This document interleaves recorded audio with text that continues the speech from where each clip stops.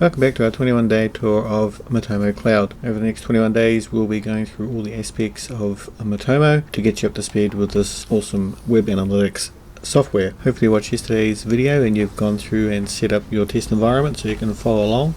If you haven't, by all means go back and watch that video so you're in the same spot as I am for the rest of these videos coming up ahead. It'll definitely make life a lot easier for you, or you can just watch and follow along. In yesterday's video we created our test environment and we attached a simple WordPress site to our trial Matomo, and in today's lessons we'll be going through the visitors reports. So all these reports here we'll cover in day 2. Now our test site doesn't have a lot of data, so we're not going to learn a hell of a lot from this particular site just because of the lack of data. In yesterday's video we added the Matomo demo data, so we'll use that for the training over the next few lessons, so it'll make it a lot easier for us to visualize what's actually going on in Matomo. We can select the website from the website picker up here. For Matomo Cloud you can have up to 30 websites. We've only got 2 at the moment, our demo one and the one we created yesterday for our test site. I will select our Matomo demo and we can see we've got a lot more data here. It makes things a lot more interesting. Next to that we've got the date picker. I'm not going to gloss over this quickly. I'll have a separate video because the date picker is quite involved. There's quite a few things you can do, but for now we're just going to pick the most recent day. And next to the date picker we've got the all visits or segment picker. We haven't got any segments in here at the moment, but if I wanted to create a segment, which we'll cover in another video, I could select that segment. Perhaps I'm only interested in a particular country or a particular device or a particular goal. I can create a segment. During the course of these videos I will mention that I will cover a topic in another video. If that video is available, I'll make sure I have a card up here so you can click on it so you can go view that one if it's of any interest. Next to the segments selector we've got these double chevrons, and this hides the title bar if you want to free up a bit more real estate. And now we can move down to the evolution graph itself. So evolution graph is exactly that. It shows you the evolution of your data across time.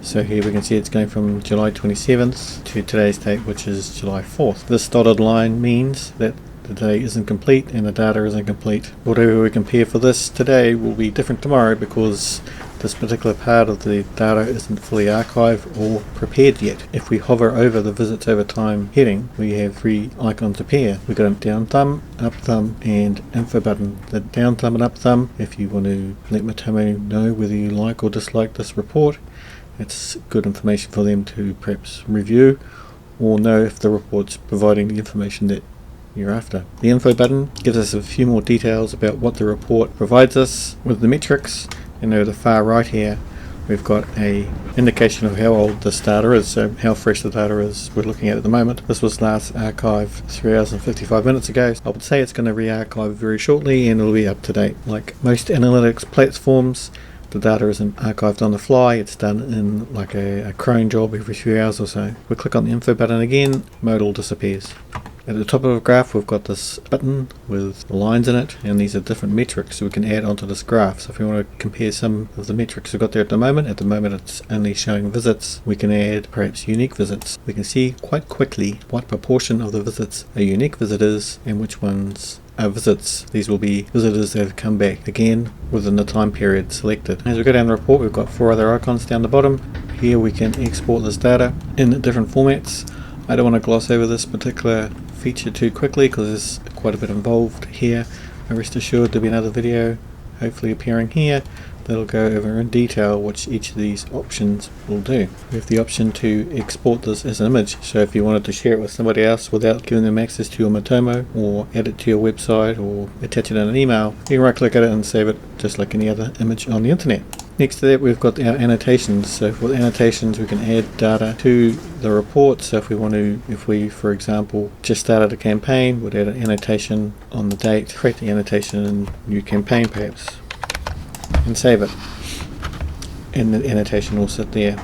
It won't actually work on this particular report because this is demo data, but if you had your own data in your own Matomo, all these annotations will work. The demo data isn't writable at the moment. Next to annotations we've got the period picker, so we can change the visualization of the period shown on the graph at the top. So at the moment it's going day by day. We can change it to week by week, month by month, and of course year by year. We'll just change it back to day for now.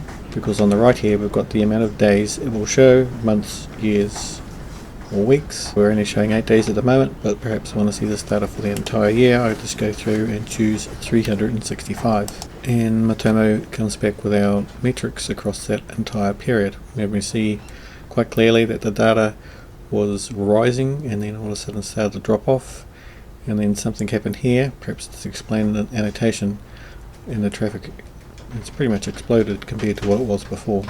In the visits overview report itself, we've got a whole lot of metrics that give us a good barometer on how our website is going, and next to the metrics we have a comparison to the previous period. So if we knock this back to 8 days, this comparison is from this day here to this day here. So of course it's going to be huge because this day hasn't completed yet. So if we change the date back to say yesterday,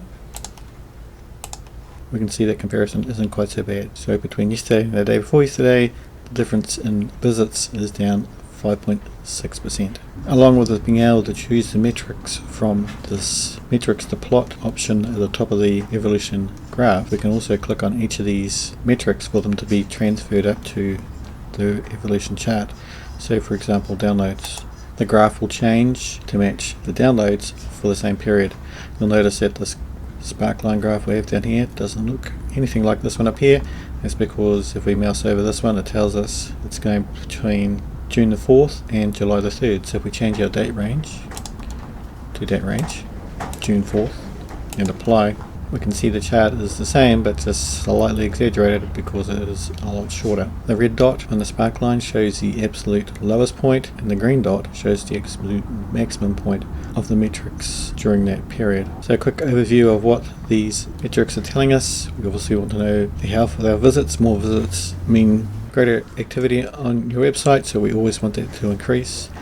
Average visit duration, we want that to be as long as possible because an engaged visitor will be on your site longer than just a few minutes. This one has got 4 minutes and 22 seconds. It's an average visit duration. Our bounce rate, so this is when a visitor comes to the website and then leaves immediately. We want this to be as low as possible. This one's around 58% at the moment. Actions per page is a good metric also to see how engaged a visitor is in your website. The more actions the better. And the actions per visit, we want this to be quite high. So this is the maximum actions one visitor has had when they've come to the website. So they've done 81 actions in a visit, which is quite good. If you're having action values here in the thousands, you could be suspicious that there is a bot on your website. Page views is also a good metric to know that the higher the page views you have, the more engaged your visitors are.